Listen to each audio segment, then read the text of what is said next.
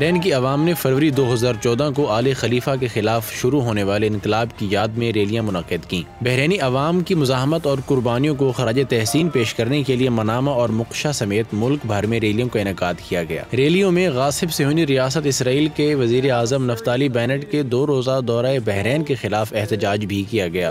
I'm about to fly off to Bahrain for the first official meeting and visit of an Israeli Prime Minister in the kingdom. I'm going to meet the king, I'm going to meet the crown prince.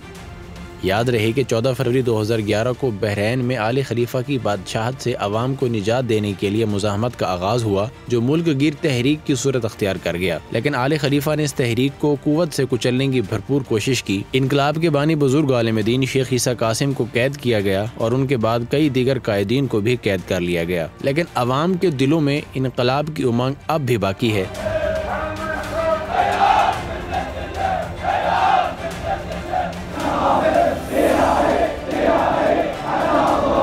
ان ریلیوں میں عوام نے ظاہر کیا ہے کہ عوام بحرین اسرائیل تعلقات کی بحالی کے خلاف ہے اور فلسطینی عوام کے ساتھ کھڑی ہے، اور جلد یا بدیر عوام کی قربانی رنگ لے آئیں گی اور ظالم آل خلیفہ کی حکومت کا اختتام ہوگا۔